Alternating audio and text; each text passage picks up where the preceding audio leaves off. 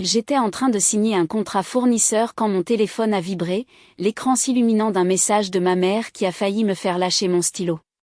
Camille, ne viens pas pour le réveillon de Noël cette année. Thomas pense que tu crées des tensions. Il vaut mieux que tu ne viennes pas. Pendant une seconde, j'ai cru à une blague. Le nouveau mari de ma sœur me connaissait depuis quoi, un mois à tout casser, et il avait déjà décidé que j'étais le problème. S'il savait. Mais au lieu de riposter, j'ai posé mon téléphone écran contre table, j'ai regardé mon assistante et j'ai dit calmement, reportons cette réunion à demain. Parce qu'il y a une chose à savoir sur moi, quand les gens essaient de m'exclure, je ne crie pas, je ne me dispute pas. J'agis. Je m'appelle Camille Dubois, j'ai 31 ans, et je suis directrice du développement au sein du groupe immobilier Horizon, la plus jeune femme à jamais avoir dirigé un pôle d'une valeur de plus d'un demi-milliard d'euros. Mais personne dans ma famille ne sait vraiment ce que je fais. Ils pensent que je travaille dans l'immobilier, un peu comme si je vendais des pavillons de banlieue le week-end. J'ai arrêté d'essayer de leur expliquer ma vie il y a des années. Le message de ma mère n'était pas nouveau. C'était juste la version la plus directe jusqu'à présent. Ma sœur Amélie a toujours été l'étoile de la famille, la préférée, celle dont les choix étaient traités comme paroles d'évangile.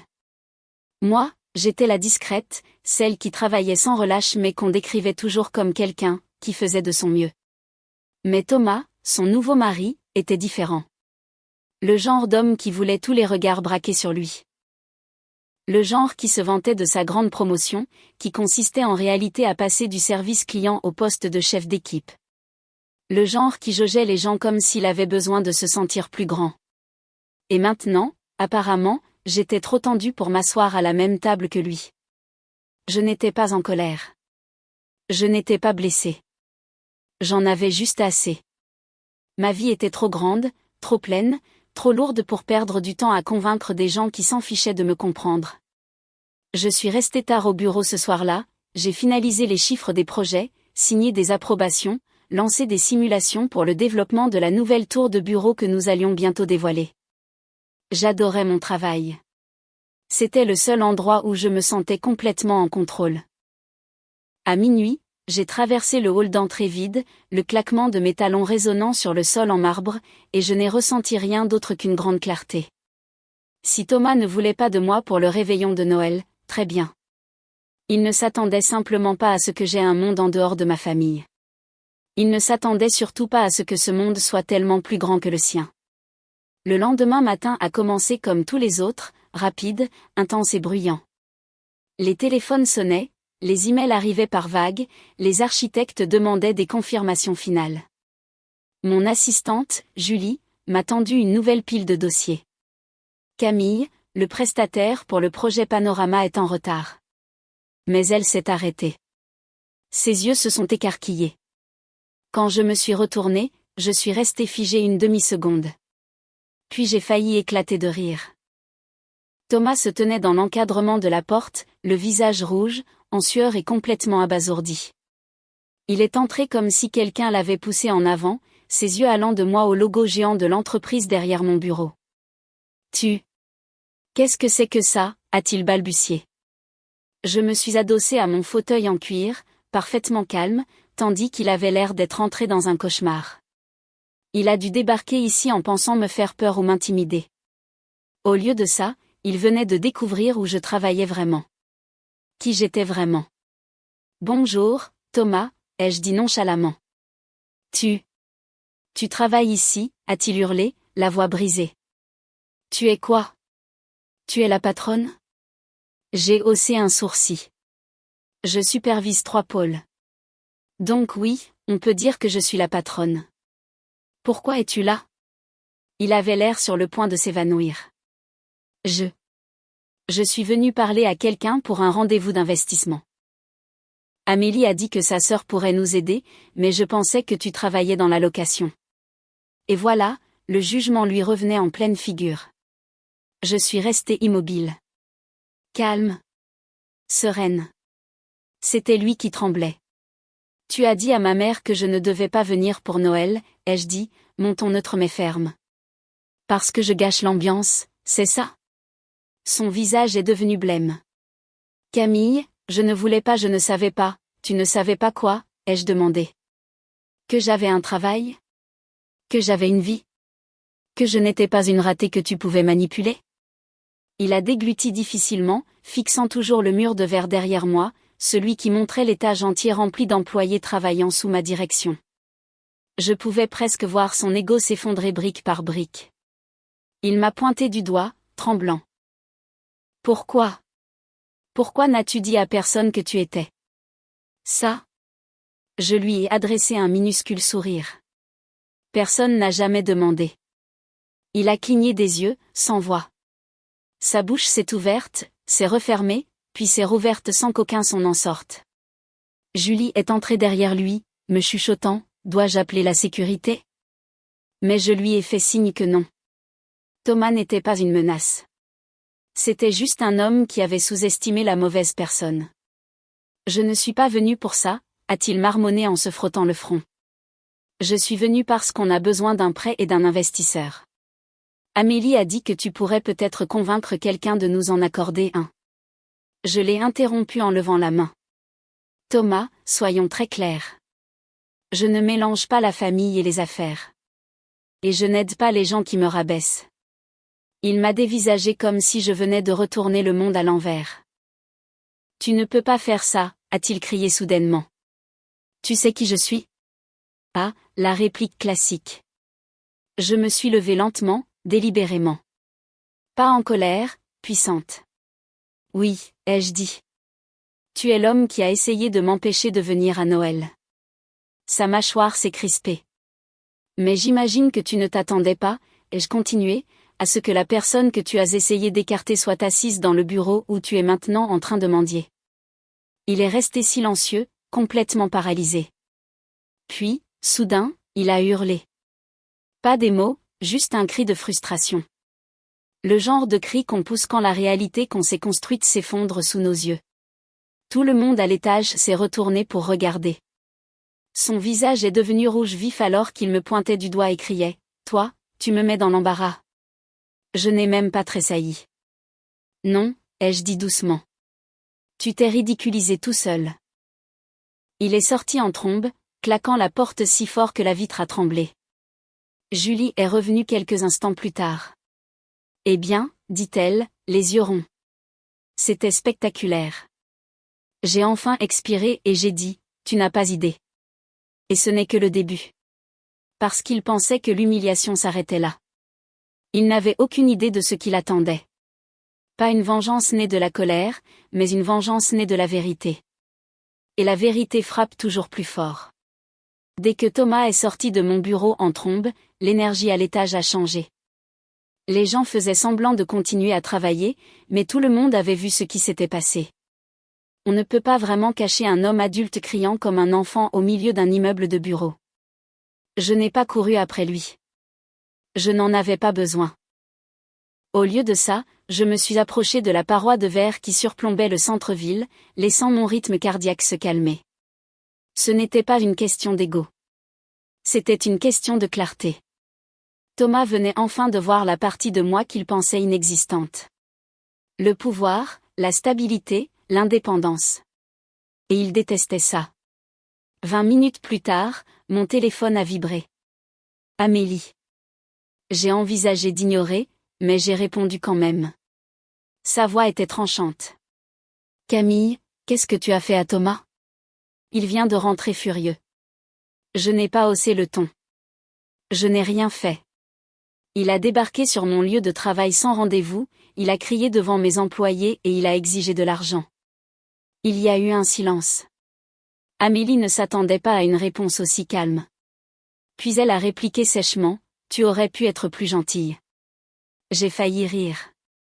Il a dit à maman que je ne devais pas venir à Noël. C'est parce qu'il pense que tu juges les gens. Tu as cette aura intimidante. J'ai fermé les yeux. L'ironie était douloureuse. Amélie, dis-je doucement. Peut-être qu'il se sent intimidé parce qu'il sous-estime tout le monde autour de lui. Elle n'a pas répondu. Elle a raccroché. Je suis restée là un instant, réalisant quelque chose. Ma famille ne me rejetait pas parce que j'étais un problème. Ils me rejetaient parce que j'avais dépassé la version de moi-même avec laquelle ils étaient à l'aise. Très bien, ils pouvaient garder leur petite version de moi, car la vie avait de plus grands projets. Ce soir-là, alors que je terminais d'examiner les derniers rendus du projet Panorama, Julie est entrée, tenant une enveloppe épaisse. Ceci est arrivé par un coursier privé, dit-elle. C'est du service juridique. Je l'ai ouverte. À l'intérieur se trouvait un dossier avec un titre. Rapport d'enquête sur Thomas Morin. Demandé, mais pas par vous. Mes sourcils se sont froncés. Qui a demandé ça, ai-je interrogé. Julie a hésité. Le coursier a dit, votre mère. J'ai cligné des yeux. Ma mère, la même femme qui m'avait dit que je n'étais pas la bienvenue à Noël. Mon cœur s'est serré, non pas de douleur, mais d'un soupçon grandissant. J'ai parcouru le dossier et je me suis arrêté net. Thomas avait des dettes, beaucoup de dettes. Des prêts personnels, de vieilles cartes de crédit impayées, une start-up dans la tech qui avait fait faillite et qu'il n'avait commodément jamais mentionné. Pire encore, il avait récemment demandé un prêt d'investissement privé en utilisant le nom d'Amélie. Je me suis assise lentement. C'est donc pour ça qu'il s'est pointé à mon bureau. Il ne voulait pas de moi à Noël parce qu'il ne voulait pas que je sois près de ma propre famille au cas où il découvrirait qu'il se servait d'eux. Et ce n'était même pas le pire. Au bas du rapport, il y avait une note écrite par ma mère d'une écriture tremblante. Je ne savais pas à qui d'autre m'adresser. S'il fait du tort à Amélie financièrement, s'il te plaît, protège-la. Ça m'a frappé instantanément. Ma mère ne me repoussait pas parce qu'elle le voulait. Elle protégeait Thomas, ou plutôt, elle protégeait ma sœur de ce qu'elle craignait qu'il fasse si je le confrontais. Un étrange mélange de tristesse et de quelque chose de plus vif m'a envahi. Il ne me faisait toujours pas confiance. Pas assez pour me parler directement. Pas assez pour me demander de l'aide ouvertement. Mais il me faisait assez confiance pour enquêter sur Thomas dans son dos. Et il me faisait assez confiance pour espérer que je ferais quelque chose. J'ai refermé le dossier lentement. Très bien. S'ils voulaient m'exclure de Noël, ils auraient exactement ce qu'ils avaient demandé.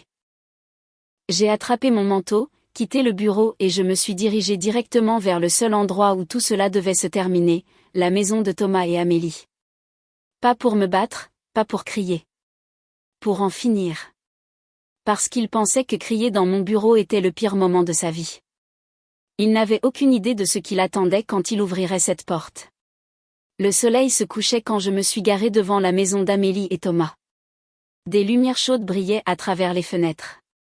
De l'extérieur, tout semblait paisible. Parfait. Le genre de vie que ma mère avait toujours souhaité pour Amélie. Une belle maison, un mari charmant, un bel avenir. Dommage que rien de tout cela ne soit réel. J'ai remonté l'allée, le dossier glissé sous mon bras. Avant même que je puisse frapper, la porte s'est ouverte brusquement. Thomas se tenait là, le souffle court, ses yeux s'écarquillant à la seconde où il m'a vu. Toi. Tu ne peux pas être là, a-t-il lancé, bloquant l'entrée de tout son corps. J'ai souri calmement. Bouge. Il n'a pas bougé, alors j'ai légèrement soulevé l'enveloppe. À moins que tu ne préfères qu'Amélie ouvre ça à ma place. Son visage est devenu blême instantanément. Quoi? Qu'est-ce que c'est que ça, a-t-il demandé, la voix tremblante. Ton passé, ai-je répondu. Ou devrais-je dire, ton présent? Il a reculé, la panique brillant dans ses yeux. Pas à cause de moi, mais parce qu'il savait exactement ce qu'il y avait dans ce dossier. Je suis entrée sans attendre sa permission. Amélie était dans la cuisine, remuant quelque chose sur le feu. Elle s'est figée en me voyant. Camille, qu'est-ce que tu... Thomas s'est précipité devant moi. Amélie, ne l'écoute pas. Elle essaie de créer des problèmes. Mais elle n'était pas stupide. Elle a jeté un regard à son visage et a murmuré, « Qu'est-ce que tu as fait ?» J'ai posé le dossier sur la table de la salle à manger. C'est maman qui a envoyé ça. La tête d'Amélie s'est tournée vivement vers moi. Maman? Oui. C'est elle qui a engagé quelqu'un pour fouiller dans son passé. La voix de Thomas s'est brisée. Elle me déteste. Non, ai-je corrigé. Elle n'avait pas confiance en ce que tu cachais. Amélie a tendu des mains tremblantes vers le dossier. Thomas s'est jeté en avant. N'ouvre pas ça. Je me suis interposée entre eux, ma voix tranchant l'air de la pièce. Touche-la encore une fois, et je sors de cette maison pour livrer ce dossier à son employeur, à sa banque, et à tous les investisseurs que tu as approchés. Thomas s'est arrêté net. Amélie a ouvert le dossier. Le silence qui a suivi était suffocant. Page après page, les prêts, les défauts de paiement, les entreprises ratées, les nouvelles dettes, sa demande de prêt d'investissement privé sous son nom à elle. Elle a murmuré, « Thomas, dis-moi que ce n'est pas vrai. » Il a levé une main, désespéré. « Amélie, écoute, chérie. J'avais juste besoin d'un coup de main. Pour nous, pour notre avenir. » « Non, » dit-elle, la voix tremblante. « Pour tes magouilles. » Il m'a regardé alors, les yeux brûlants de colère. « Tu as tout planifié. Tu veux ruiner ma vie. Je n'ai pas scié. Tu as ruiné ta propre vie quand tu as essayé d'entraîner ma famille dans tes dettes. » Il a serré les poings, sa poitrine se soulevant comme s'il voulait crier à nouveau. Mais Amélie s'est placée devant moi, quelque chose de féroce s'éveillant en elle. « Sors de chez moi, lui a-t-elle dit. Il s'est figé. « Quoi ? Tu m'as entendu. Pars. » Pour la première fois, il avait l'air réellement terrifié. « Mais où est-ce que je vais aller ? » « Ce n'est pas mon problème, dit-elle. Il a tenté une dernière fois. « Ta mère te détestera pour ça. »« Non, » a murmuré Amélie. Elle comprendra enfin pourquoi Camille ne venait pas pour Noël. Il est sorti en trombe, claquant la porte derrière lui. Amélie s'est tournée vers moi, des larmes menaçant de couler. « Pourquoi ne nous as-tu jamais dit qui tu étais vraiment ? Ce que tu faisais vraiment ? » J'ai soupiré. « Parce que vous n'avez jamais demandé. » Elle s'est effondrée alors, se penchant contre moi. Pas comme ma sœur qui avait toujours tout eu, mais comme quelqu'un qui voyait enfin la vérité. « Tu restes dîner ?» a-t-elle murmuré. J'ai hoché la tête. « Oui, je suis là. Mais demain serait le vrai moment de la vengeance. Et elle ne serait pas bruyante. Elle serait inoubliable. » Le matin de Noël est arrivé avec ce froid vif des fêtes qui est habituellement réconfortant. Mais cette année, il portait quelque chose de nouveau. La clarté, la force, le sentiment que tout était enfin en train de se mettre en place. J'ai enfilé un simple tailleur bleu marine, j'ai attaché mes cheveux en arrière et j'ai pris le dossier que ma mère m'avait envoyé. Pas pour dénoncer Thomas. Cette partie était terminée. Je l'apportais pour une autre raison. Une vérité que ma famille devait entendre de ma bouche, pas à travers des chuchotements ou des suppositions. Quand je me suis garée dans l'allée de ma mère, l'odeur de la nourriture s'échappait des fenêtres ouvertes. Des rires résonnaient de l'intérieur. Le même son familier, sauf que cette fois, quand j'ai posé le pied sur le perron, la porte s'est ouverte en grand avant que je puisse frapper. Ma mère se tenait là, les yeux écarquillés, le souffle coupé. « Camille » a-t-elle murmuré, comme si elle n'était pas sûre que j'étais réelle. « J'ai cru comprendre que tu ne m'attendais pas » ai-je dit calmement. Sa voix s'est brisée. Je ne savais pas quoi faire. « Thomas. Il a dit que vous ne vous entendiez pas et Amélie semblait si heureuse et tu l'as cru » ai-je terminé pour elle. Elle a fermé les yeux, la culpabilité envahissant son visage. « Je suis désolée. Je ne voulais pas que la journée se transforme en dispute. » C'était toujours sa peur. Le conflit. Pas la vérité, pas la protection, juste le conflit. Mais aujourd'hui, il n'était pas question de se battre. Je sais, ai-je dit doucement. C'est pour ça que je suis là. Elle a eu l'air confuse, mais s'est écartée pour me laisser entrer. La maison était chaleureuse, remplie de voix. Mais à la seconde où ils m'ont vue, tout le monde s'est tu. Ma tante a chuchoté, je croyais qu'elle ne venait pas. Amélie est sortie de la cuisine, s'essuyant les mains sur un torchon.